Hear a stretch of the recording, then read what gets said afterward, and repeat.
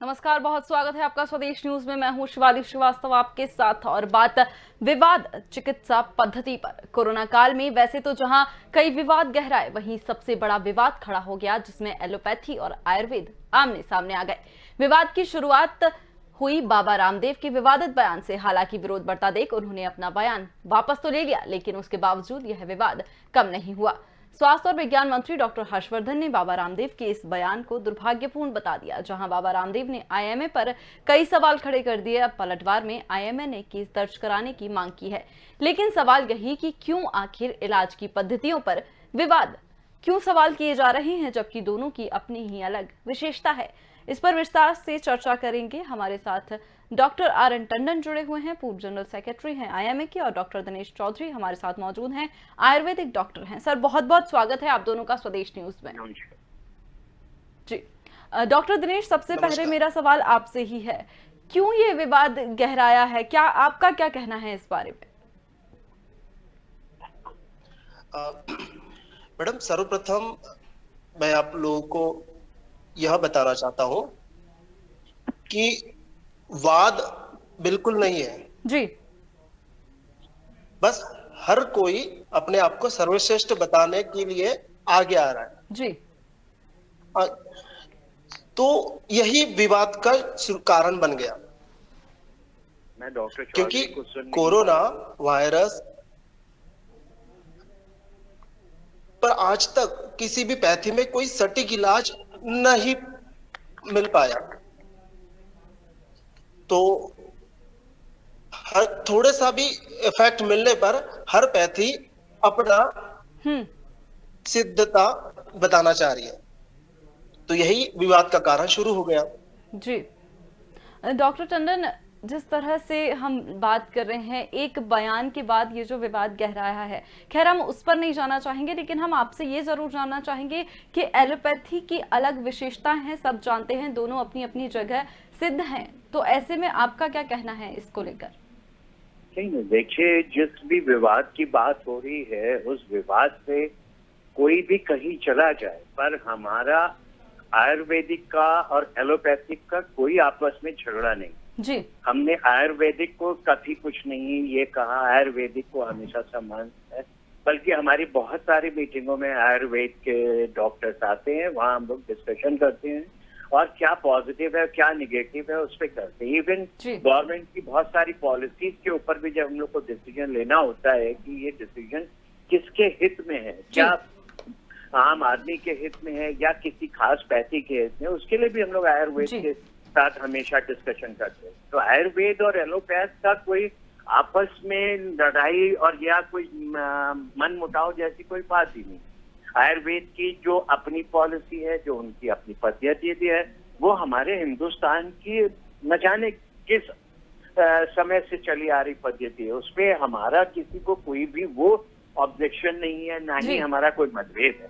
आयुर्वेद वाले जिस तरह से इलाज करना चाहते हैं अपनी आयुर्वेदिक पद्धति से, वो सराखे पर है, हम लोग हमेशा उनका आदर करते हैं। आयुर्वेदिक ट्रीटमेंट जो भी आदमी पसंद करते हैं वो खुश रहते हैं, उन्हें खुश रहना चाहिए। आयुर्वेदिक इलाज जिन बीमारियों को ठीक कर सकता है उसको पक्की तौर पे करना चाहिए, उसमें हमारा कोई मतभेद है ही नहीं।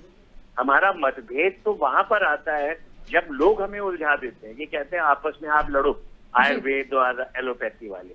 ये लोगों की एक धारणा होती है, लोगों के विचार होते हैं कि इनको आपस में लड़ा के अपनी बात जो है वो सिद्ध करा लो या अपने लिए कोई बेनिफिट हासिल कर लो, कोई भी हो। मतलब कई बार बहुत सारी ऐसी बातें आती जिसमें आयुर्वेद और एलोपैथ को लोग कोशिश करते हैं लड़ाने की, पर हमारा कोई आपस में मतभेद है ही नहीं, हमारा कोई इन सब बातों में लेना देना नहीं कि आयुर्वेद और एलोपैथ को हम लेकर के विवाद करें। हम आयुर्वेद और एलोपैथ मिलके सिर्फ एक ही काम करते हैं, हमें अपने मरीजों का, अपनी जनता का इलाज करना है, बीमारियों का जहां पर आयुर्वेद वाले कर सकते हैं वो करते हैं, हमें जो अपना इलाज देना है मरीजों को देना है। और असली तो मरीज है जिसने ये तय करना है कि उसने आयुर्वेद का इलाज कराना है या होम्योपैथी से कराना है या एलोपैथी से कराना है। ये तो टोटल मरीज की मर्जी पे आधार होता है कि उसने क्या इलाज कराना है। और हम एलोपैथिक वाले हैं तो हम तो आयुर्वेद लिख नहीं सकते। यही आयुर्वेद वालों के साथ है, आयुर्वेद वालों को अपनी ही दवाइयां लिखनी होती है, उन्हें एलोपैथी की मेडिसिन से कोई सरोकार नहीं है, वरना वो लिखेंगे, ना ही उनकी जो रजिस्टरिंग अथॉरिटी है वो उन्हें परमिट करती है, ना कोई रूल्स परमिट करते हैं कि हम दोनों एक दूसरे की दवाइयों को लिखें। कोई ऐसा प्रावधान है ही नहीं कि जहां पर एलोपैथिक आयुर्वेदिक की दवाई लिखे या आयुर्वेदिक एलोपैथिक की दवाई लिखे। तो हमारा तो कोई मतभेद है ही नहीं किसी भी चीज से। वो कोरोना के लिए जो भी प्रेस्क्राइब करते हैं, जो भी उनके यहाँ इम्यूनिटी बूस्ट करने की दवाइयां हैं, वो सब एडवाइस करते हैं, लोग खाते हैं, हम उसको मना थोड़ी ना करते, ना हम उसको चैलेंज करते हैं, क्योंकि हमारा काम ना तो उसे चैलेंज करना है ना उसे मना करना। हम तो सिर्फ एक बात जानते हैं कि हमारी एलोपैथी का ये इलाज है, अगर आप कर रहे हो तो आपको ये इलाज एलोपैथी वाला करना है, बाकी आपने आयुर्वेद की जो चीजें करनी है वो आप करते रहिए। हम तो उसको भी मना नहीं करेंगे कि ये मत करो, आप वो भी करो, और आप हमारा इलाज लेना चाहते हो तो हमारा इलाज दो। तो किसी तरीके का कोई मतभेद नहीं है आयुर्वेद और बिल्कुल डॉक्टर टंडन, हमारी परंपरा की पद्धति है जिसका हम सम्मान करते हैं और हम सब उसे मानते हैं। बिल्कुल डॉक्टर टंडन, इलाज की पद्धति कुछ भी हो, आखिर में लक्ष्य डॉक्टर्स का यही रहता है कि उनका जो मरीज है वो ठीक हो जाए। डॉक्टर दिनेश, आपके पास आते हुए मैं ये सवाल आपसे करना चाहूंगी कि मनोबल पर इस वक्त सारे डॉक्टर्स, चाहे फिर वो आयुर्वेद की हम बात कर लें, एलोपैथी की बात कर लें, सबसे जितना बन पड़ रहा है, सब इसमें अपना सहयोग दे रहे हैं। ऐसे में अगर एक दूसरे पर छींटाकशी होगी तो कहीं ना कहीं डॉक्टर्स का भी मनोबल गिरता है और जनता जो है, जो मरीज इतना परेशान हो रहे हैं इस वक्त पे, उनका भी कहीं ना कहीं मनोबल गिरता है। बिल्कुल सही मैडम।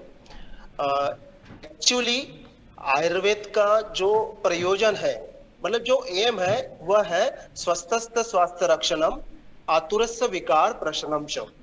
मतलब स्वस्थ व्यक्ति को, हेल्दी व्यक्ति को हमें हेल्दी बनाए रखना है और जो रोगग्रस्त है उसको रोग से मुक्त कराना है जी। तो यह आयुर्वेद के साथ साथ सभी पैथियों का अपना मूल उद्देश्य है। लेकिन कुछ ऐसे विवादों की वजह से, कुछ मनमुटाव या कुछ वाद विवाद सदृश परिस्थिति निर्माण भी होती है, तो as a doctor, as a हमारा पहला कर्तव्य होता है कि हमने इस रोग के खिलाफ लड़ना है, लोगों को इस रोग से बचाना है। हाँ, यह जरूर है कि हमें हमारा पक्ष अच्छी तरीके से रखना है और विवाद की जड़ को समझना है। जी डॉक्टर दिनेश, मेरा आपसे एक और सवाल, जी मेरा आपसे एक ये भी सवाल होगा कि क्या आप जिस बयान के बारे में हम बात कर रहे हैं, जिसके चलते ये पूरा विवाद उठा है, क्या आप उससे सरोकार रखते हैं? क्या आपको भी यही लगता है? एज अ आयुर्वेद फिजिशियन जी, मैं ऐसे विवाद को विवाद नहीं मानता, क्योंकि यह विवाद किसी व्यक्ति विशेष द्वारा रखा हुआ है, न कि शास्त्र पर आधारित है। हाँ, हमें आयुर्वेद शास्त्र पर कोई प्रहार करेगा या फिर उस पर आक्षेप करेगा तो हम शास्त्रवत उनको जवाब देंगे, लेकिन व्यक्तिगत प्रतिशोध की भावना से हम किसी का विरोध नहीं करना चाहेंगे। बिल्कुल सही डॉक्टर टंडन, क्योंकि जी बात पूरी कीजिए डॉक्टर। हाँ, क्योंकि मेरा मानना है कि यह विवाद दोनों पक्षों में नहीं, सभी पैथियों के लोगों में है। बट जिन्होंने यह सवाल उठाया है वह व्यक्ति इतनी प्रसिद्ध है कि इस बात को इतना तूल दिया जा रहा है कि जिससे आयुर्वेद और एलोपैथ का एक झगड़ा बताया जा रहा है, जो कि बिल्कुल कहीं तक नहीं है। हम आयुर्वेद वाले एलोपैथ का उतना ही सम्मान करते हैं जितना हम हमारे पैथी का सम्मान करते हैं। जी, लेकिन डॉक्टर दिनेश, मेरा आपसे फिर से यही सवाल कि ऐसे में कोरोना काल में जब देख रहे हैं पीपीई किट्स पहन के डॉक्टर्स दिन रात लगे हुए हैं, घर नहीं जा रहे हैं अपने, ऐसे में स्टूपिड और दिवालिया पद्धति कह देना एलोपैथी को कितना सही है? बिल्कुल मैडम, ऐसा कहना जायज नहीं है। मैं एज अ आयुर्वेद फिजिशियन होते हुए पिछले 1 साल से कोविड-19 की ड्यूटी कर रहा हूँ। मैं खुद पीपीई किट पहन के ड्यूटी कर रहा हूँ पर किसी दूसरे व्यक्ति को, दूसरी पैथी को दिवालियापन वाला कहना मैं कहीं तक जी एक्सेप्ट नहीं करना चाहूंगा, जी क्योंकि हम भारतीय संस्कृति के उस पैथी के सदस्य हैं कि जो दूसरों का सम्मान करना बहुत जी अच्छे से जानता है। बिल्कुल, और सब अपनी अपनी जगह सिद्ध हैं। ये मरीज की मर्जी है कि वो आयुर्वेदिक पद्धति से अपना इलाज कराना चाहता है, या वो होम्योपैथिक से इलाज कराना चाहता है, या फिर वो एलोपैथी डॉक्टर्स के पास जाना चाहता है। लेकिन ऐसे में एक दूसरे को नीचा दिखाने की भावना गलत है। डॉक्टर टंडन, आपके पास आते हुए जिस तरह से लगातार हम बात कर रहे हैं कि इस तरह के बयान जो गलत हैं, आईएमए ने अब ये कहा है कि ऐसे बयान जो हैं, वैसे ही कोरोना काल में बहुत पैनिक की स्थिति जनता के बीच बनी हुई है, ऐसे कुछ बयान जो है वो जनता को और ज्यादा भ्रामक कर सकते हैं। आपका क्या कहना है इस बारे में? शिवानी जी, सबसे बड़ी इम्पोर्टेंट बात है कि इस बयान को लेके चलते हुए जितना इस समय पूरे देश में परेशानी हो रही है उसको समझने की बात है। आपके देश में 3 करोड़ लोगों को रफली कोरोना से ग्रसित हुए, उसमें से करीबन 2.5 करोड़ जो हैं वो ठीक हुए हैं। वो ठीक किस तरह से हुए हैं? उन्हीं दवाइयों से हुए हैं जो आईसीएमआर, एम्स और गवर्नमेंट ऑफ इंडिया की मिनिस्ट्री ऑफ हेल्थ ने गाइडलाइंस बनाई, प्रोटोकॉल्स बनाया और उनको इलाज के लिए सबने दिया है। और वो सभी प्रोटोकॉल्स और जो दवाइयां आईसीएमआर या एम्स या मिनिस्ट्री ऑफ हेल्थ ने बनाई वो सारी एलोपैथिक मेडिसिन है। उन एलोपैथिक मेडिसिन जिन्होंने 2.5 करोड़ जनता को ठीक करा, उनको अपने घरों में पहुंचाया और उस इलाज के करते हुए हमारे रफली 1200 से 1400 डॉक्टरों ने अपनी जान से हाथ धोया।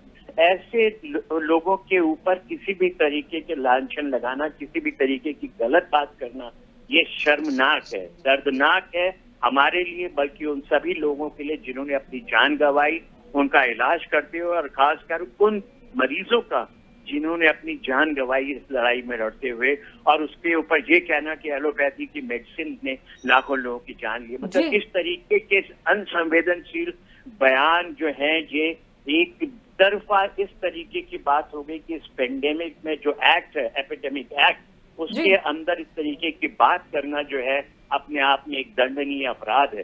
तो जिस तरीके से ये बयान आया है, जिस तरह से आपने बेइज्जती करी है हमारे प्रोटोकॉल्स बनाने वालों की, यानी कि आईसीएमआर और एम्स और मिनिस्ट्री ऑफ हेल्थ में जो डॉक्टर्स बैठे हैं जिन्होंने ये प्रोटोकॉल तैयार किए, ये हमारे सिर्फ मॉडर्न मेडिसिन डॉक्टर्स की नहीं है बल्कि उन प्रोटोकॉल्स फॉर्मेशन करने वालों की भी बहुत बेइज्जती है, जिनके 24 घंटे लगे रहने के बाद ये काम हो रहा है। जिस वैक्सीन के लिए हम आज परेशान हो रहे हैं, उस वैक्सीन पे छींटाकशी करना ये कहीं से भी जो है वो बर्दाश्त नहीं किया जाएगा। और हम लोगों का तो यही प्रयास है कि आम जनता के दिमाग में किसी तरीके की ये भावनाएं ना आए कि ये दवाई या वैक्सीन किसी भी तरीके से उनके हित में नहीं है, क्योंकि इस चीज के चलते अगर जनता के दिमाग में कोई भी चीज आई कि वैक्सीन का फायदा नहीं है तो हिंदुस्तान के लिए बहुत बड़ी परेशानी खड़ी हो जाएगी। विश्व भर एक ही प्रोटोकॉल पे काम कर रहा है, वही प्रोटोकॉल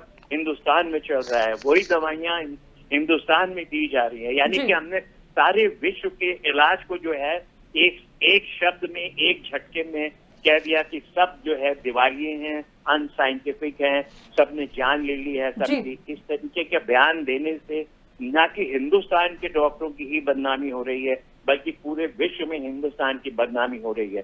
सब जगह लोग इस बयान को डिस्कस कर रहे हैं कि आफ्टर ऑल है क्या, ये किस चीज की है, क्योंकि बाबा रामदेव जो कि आज की तारीख में आईएमए ने उन्हें लाला रामदेव कह दिया, क्योंकि वो उनका बिजनेस है जिसकी वजह से उन्होंने ये स्टेटमेंट दिए हैं, जबकि वो जाने जाते हैं योग के लिए। तो ऐसा नहीं है कि रामदेव को लोग पहचानते नहीं है, लोग पहचानते हैं एज ए योगा टीचर। और इस तरीके के जब बयान देंगे तो उनकी बदनामी जिस लेवल पे होगी वो तो अलग है, पर उन्होंने हमारे देश की बदनामी, हमारे प्रोटोकॉल्स फॉर्मेशन की बदनामी, हमारे मॉडर्न मेडिसिन की बदनामी, हमारे उन 1400 डॉक्टरों का जिन्होंने इस सेवा में अपनी जान को गंवाया, उनके लिए जो उन्होंने अपशब्द कहे हैं, उनके परिवार वालों के लिए जो इन अपशब्दों से ठेस पहुंचेगी, उन सबके लिए हम इस बात के लिए परेशान है कि उन लोगों के इस ठेस को हम कैसे दूर करें, उन्हें किस तरह से सांत्वना दें कि इंडियन मेडिकल एसोसिएशन उन सभी डॉक्टरों के साथ खड़ा है। उन सभी परिवारों की मदद करने के लिए हम लोगों ने अपने एक फंड क्रिएट किया है कि जहां तक हो सकता है हम लोगों की मदद करें जिस भी तरह से हो सकते हैं। और इसके ऊपर अगर कोई हमारे को ये कहे कि हम अनसाइंटिफिक बातें कर रहे हैं, अपने इलाज ही अनसाइंटिफिक है, अपने डॉक्टरों को ही नहीं बचा सकते हैं, तो हम आम जनता को क्या बताएंगे। मतलब ये सब बातों से ऐसा दुख होता है कि हमें शर्म आती है कि हम क्या कर रहे हैं और हम ये क्या सुन रहे हैं।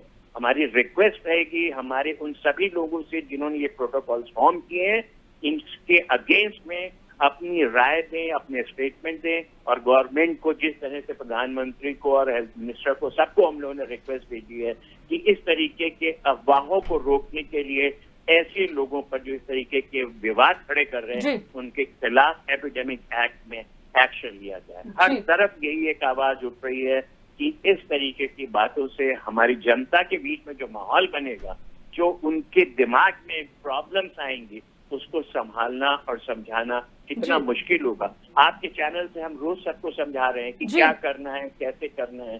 तो हमारी सारी मेहनत और हमारा सारा जो एम है कि हम अपनी जनता को इस कोरोना महामारी से बचा सकें, उसमें हमें कितना ठेस पहुंचेगी, कितना धक्का लगेगा, हम कहां से कहां पहुंच जाएंगे इस तरीके के विवाद अगर आते रहेंगे। तो हम सबसे यही रिक्वेस्ट करेंगे कि हमारा कोई विवाद आयुर्वेद या एलोपैथ या होम्योपैथ किसी से नहीं है। हम सब मिलकर एक ही काम कर रहे हैं कि हमें अपने देश की मरीजों की, अपने जनता की इस कोरोना काल में सेवा करनी है और उन्हें बचाने का प्रयास करना है। जिस भी विधि से हम बचाएं, हमें मरीज को सेव करना है और यही हमारे हर एक आदमी का कर्तव्य है, हर एक पद्धति का कर्तव्य है कि वो हर मरीज को ठीक करने के प्रयास करता है। और इसी प्रयास में हमने कई लोगों ने अपनी जानें खोई, कितने हमारे हेल्थ वर्कर्स, फ्रंटलाइन वर्कर्स, सारे लोगों ने जानें खोई हैं। तो उन लोगों की जो शहादत है उसको हमें नमन करना चाहिए, बजाय कि हम उस पर छींटाकशी करें और उसके ऊपर अपशब्द करें। बिल्कुल डॉक्टर दिनेश, बेहद सेंसिटिव इशू है, ये संवेदनशील इशू है, क्योंकि जिस तरह से कई लोग बड़ी संख्या में हॉस्पिटल में एडमिट हैं, डॉक्टरों पर विश्वास रखते हैं लोग। ऐसे में एक चर्चित व्यक्ति जो इतने ऊंचे व्यक्ति हैं जिनको सब जानते हैं, उनके द्वारा ये कहा जाना कि ये पद्धति जो है वो इलाज नहीं दे पा रही है, तो लोगों के मन में भी कई सवाल खड़े हो जाते हैं। मैडम, मैं आपके माध्यम से पूरी जनता को यह रिक्वेस्ट कर रहा हूं जी कि यह बयान व्यक्तिगत है, न कि आयुर्वेद शास्त्र के द्वारा किसी अन्य पैथी पर उछाला गया क्वेश्चन है। तो मैं सभी एलोपैथ संगठनों से निवेदन करना चाहता हूं कि कृपया इसको हम और आप लोग आयुर्वेद और एलोपैथ का विवाद ना माने जी। यह किसी व्यक्ति विशेष के खिलाफ आपके भावनाओं को और आपके रिस्पेक्ट को आहत किया गया है, ऐसा मानकर उस व्यक्ति विशेष को टारगेट करने का जी आप सुनिश्चित करें, न कि केवल और केवल आयुर्वेद पैथी और आयुर्वेद का झगड़ा है इस रूप में प्रचारित करने की कोशिश करें। ऐसा बिल्कुल नहीं होना चाहिए जी। बिल्कुल डॉक्टर दिनेश, बेहद अहम बात जी आप बात पूरी। जिस तरह इस कोविड-19 महामारी में एलोपैथ का योगदान है, मतलब उसको बचाने में, साथ ही आयुर्वेद, होम्योपैथ, यूनानी, सिद्ध, नेचुरोपैथी, योग और हमारी पारंपरिक पद्धतियां, इन सब का भी उतना ही सहयोग है। तो हमें सभी पैथियों को मिलजुल कर इस महामारी के खिलाफ लड़ना है, न कि किसी एक व्यक्ति विशेष को लेकर अपनी पैथियों के बीच में झगड़ा निर्माण करें जी। बिल्कुल डॉक्टर टंडन, जिस तरह से हम आपसे लगातार रूबरू होते रहते हैं, लगातार कई प्रोग्राम हम लोग साथ में कर चुके हैं, हम लोग बात करते हैं कि ओवरडोजेस, जिस तरह से ये इस बयान में भी निकलकर सामने आया है कि स्टेरॉइड की हम बात करें, या आपने भी लगातार बताया है कि कुछ डॉक्टर्स हैं जो लिखते हैं और आप लगातार ये निवेदन भी करते आए हैं कि इस तरह की दवाओं का इस्तेमाल ना किया जाए, तो ये जो पॉइंट ऑफ डिफरेंस है वो क्यों आ जाता है? मैंने कई बार ये बात कही है कि पॉइंट ऑफ डिफरेंस क्यों आ रहा है जी। हमारी क्या होता है, हमारे यहाँ सबसे बड़ी परेशानी ये है कि आज हमको बीमारी हुई है, 5-6 दिन हमने अपना इलाज किया, बुखार की दवाइयाँ खाई और हम नहीं ठीक हुए, हमें बुखार बढ़ता गया, हमारी परेशानी बढ़ी, हमारे और टेस्ट हुए, जैसे हमने कई बार कहा कि इंफ्लेमेटरी मार्कर्स होते हैं, CRP, IL-6 और डी-डाइमर वगैरह कराए गए, CT चेस्ट करा गया, उसके अंदर परेशानी आई कि आपका CT स्कोर बढ़ा हुआ है, 14-15 आ रहा है, आपका CRP बढ़ा हुआ है, डी-डाइमर बढ़ा हुआ है, आपका IL-6 बढ़ा हुआ है। ऐसे में आपको बुखार नहीं उतरता है, तो उस समय दवाइयां बदली जाती हैं। ये दूसरे हफ्ते क्या इलाज होता है, इस दूसरे हफ्ते में मरीज को स्टेरॉइड्स की जरूरत पड़ती है, जो डॉक्टर अपनी देख रेख में मरीज को देख करके दवाई दे रहा है। अब वो मरीज ये दवाई खाता है और वो 5 दिन में ठीक हो जाता है। स्टेरॉइड लेने के बाद उसकी सारी परेशानियां ठीक हो जाती हैं और वो धीरे धीरे करके स्टेरॉइड का बंद हो जाता है और मरीज ठीक हो जाता है। अब क्या होता है कि एक कोई दूसरा मरीज उसके पड़ोस में है या उसके घर में है, उसको बीमारी होती है यही कोरोना की, और उसको बुखार आता है, थोड़ी सी परेशानी हो रही होती है, तो बजाय डॉक्टर को दिखाए उसी प्रिस्क्रिप्शन की स्टेरॉइड पहले हफ्ते से शुरू कर देता है। ये शुरू से ही बात आ रही है कि फर्स्ट वीक में स्टेरॉइड नहीं देने, क्योंकि वो वायरल इन्फेक्शन उस समय बढ़ रहा होता है। तो वो मरीज को पता नहीं, जिसको हो रहा है उस मरीज को नहीं पता है कि उसको डॉक्टर ने किस समय दवाई दी थी, क्यों दवाई दी थी, ये स्टेरॉइड क्यों लिखे थे। तो उस प्रिस्क्रिप्शन को उसने यूज किया, दूसरे को उसको स्टेरॉइड दे दिए। अब उसको हो सकता है बीमारी हल्की है तो वो ठीक हो गया, परंतु यही बीमारी आगे बढ़ जाएगी और उसकी वजह से और प्रॉब्लम्स आने लगेंगी। और जिस मरीज ने स्टेरॉइड अभी खाए हैं बिना डॉक्टर की राय के, उसको अपना शुगर स्टेटस भी नहीं पता है, स्टेरॉइड के बाद उसका शुगर भी बढ़ रहा है। तो सब चीजों को देखते हुए उसकी बीमारी जो है वो एक नया रूप ले लेती है और नई परेशानी आ जाती है। तो इसलिए ये दुविधा है। डॉक्टर्स के बीच में उतना नहीं डिफरेंस आया जितना कि उस प्रिस्क्रिप्शन को लेके उसने दूसरे, तीसरे, चौथे, मतलब ये प्रिस्क्रिप्शन व्हाट्सएप पे ऐसे घूमते हैं, लोग ऐसे देते हैं कि जैसे आप किसी को मिठाई दे रहे हैं कि आपको बुखार हो गया तो आप ये दवाई खा लीजिए, क्योंकि इसको खाने के बाद ही मैं ठीक हुआ और जब तक मैंने ये नहीं खाई थी मैं नहीं ठीक हुआ। तो इस तरीके की परेशानियां हम लोग रोज देखते हैं। रोज मरीज आएगा कि डॉक्टर साहब उसने आपने ये दवाई कही थी, उसने खाई थी, ठीक हो गया। मैंने कहा भाई मैंने आपको तो नहीं कहा ना। बोला नहीं। तो हमने कहा फिर क्यों परेशान है? नहीं वो यूट्यूब पे भी लिखा हुआ था। मैंने कहा यूट्यूब वाला तो नहीं इलाज कर रहा है आपका, आपने इलाज डॉक्टर से कराना है। यूट्यूब आप देख रहे हो, वो क्या राय दे रहा है वो आपके लिए नहीं है। गूगल क्या राय दे रहा है वो आपके लिए नहीं है। आपकी राय तो आपको डॉक्टर दे सकता है। तो ये बार बार समझाया जा रहा है कि पहले हफ्ते में स्टेरॉइड नहीं देते हैं। जब परेशानियां शुरू होती हैं तब स्टेरॉइड दिया जाता है। जब वायरल इन्फेक्शन जो है खत्म होने की स्टेज पे होता है उसके बाद स्टेरॉइड का नंबर आता है। और ये पहला हफ्ता, इसीलिए हम बार बार आपके चैनल के माध्यम से बात करते रहे कि ये पहला हफ्ता है जिसको बहुत सतर्कता से देखना होता है। इसमें क्या परेशानियां हो रही हैं, आपने इलाज शुरू किया है, उसके बाद कोई दिक्कत आ रही है तो आपको डॉक्टर के संपर्क में रहना है, अपने सेचुरेशन को चेक करना है, ऑक्सीजन को। अगर ये सब गड़बड़ हो रहा है वो डॉक्टर टेस्ट कराएंगे, उसमें अगर खराबी आएगी तो वो आपको स्टेरॉइड एडवाइस करेंगे। और ये प्रॉब्लम दूसरे हफ्ते में शुरू होती है। तो कहीं डॉक्टर्स के प्रिस्क्रिप्शन में कोई वो नहीं है, बस प्रिस्क्रिप्शन का मिसयूज जो है व्हाट्सएप की जो हमारी डॉक्टरी है, जो हमारी गूगल की डॉक्टरी है, उसकी वजह से जो परेशानियां होती हैं वो हो रही है। इसलिए हमेशा हम आपके चैनल के माध्यम से सबसे यही रिक्वेस्ट करते हैं कि कृपा कर दूसरे का प्रिस्क्रिप्शन लेके दवाई मत खाइए, केमिस्ट पे जाके बिना डॉक्टर के प्रिस्क्रिप्शन के दवाई मत लीजिए, और किसी की दवाइयां खुद मत खाइए।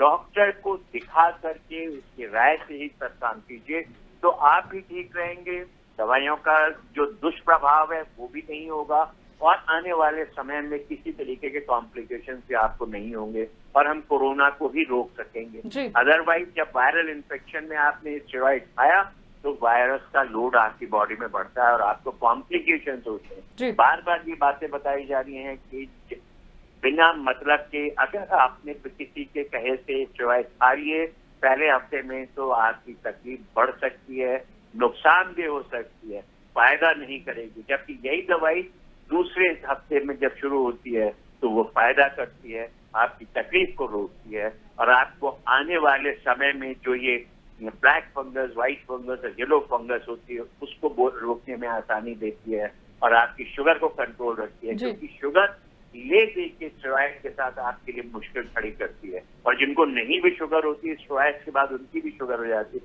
तो हमें हर चीज का ध्यान रखना है और अपने आप को प्रोटेक्ट करके रखना है और बिना मतलब के परेशानियों से जो भी विवाद हो, जो चाहे टीवी पे हो, चाहे व्हाट्सएप पे हो, चाहे पेपर में हो, उन विवादों से अपने इलाज को, अपनी पद्धति को मत बदलिए। उसको मत सोचिए कि वो आपके नुकसान में आ रही है। और ये ध्यान रखिए कि वैक्सीन ही अल्टीमेटली एक उपाय है। ये मैं नहीं कह रहा हूँ, प्रधानमंत्री रोज आपसे कह रहे हैं कि वैक्सीन ही एक सबसे बड़ा उपाय है, डॉक्टरी सलाह ही एक सबसे बड़ा उपाय है। तो यानी कि विवाद करने वाले लोग प्रधानमंत्री से भी ऊपर हो गए, डॉक्टर से भी ऊपर हो गए, समझदार प्रोटोकॉल बनाने वालों से भी ऊपर हो गए, और विश्व में जहां जहां इस प्रोटोकॉल की वजह से लोगों का इलाज हो रहा है उन सबसे बहुत ऊंचे और महान हो गए। इस तरीके की भ्रांतियां फैला करके आम जनता के लिए परेशानियां ना खड़ी करी जाए, इसको जितना जल्दी से जल्दी हो सके खत्म करना चाहिए। और फिर मैं यही बात कहूंगा कि लोगों के दिमाग में जो भी एलोपैथी और आयुर्वेद या होम्योपैथी के बीच में मतभेद बनाने की कोशिश कर रहा है, उन लोगों से बचे। बिल्कुल डॉक्टर टंडन, बेहद अहम बात आपने इस वक्त कही है कि किसी भी भ्रांतियों में ना आए, क्योंकि जिस तरह के हालात बने हुए हैं ऐसे में एक भी लापरवाही बहुत ज्यादा गंभीर साबित हो सकती है। बहुत बहुत धन्यवाद आप दोनों का हमारे साथ जुड़ने के लिए। तो कोरोना संकट के बीच देश में आयुर्वेद और एलोपैथी की जंग और तेज हो गई। हालांकि दोनों का कहना है कि कोई भी एक दूसरे पर छींटाकशी नहीं कर रहा, लेकिन बाबा रामदेव लगातार कहते जा रहे हैं कि मैं अपना बयान उन्होंने वापस लिया है तो डॉक्टर हर्षवर्धन के कहने पर, लेकिन एलोपैथी पर उनके सवाल लगातार जारी हैं। बहरहाल हमारा आपसे बस यही कहना है कि किसी भी भ्रांति में ना आए, डॉक्टर्स के परामर्श से ही अपना इलाज कराएं। फिलहाल के लिए मुझे दीजिए इजाजत। देखते रहिए स्वदेश न्यूज। नमस्कार।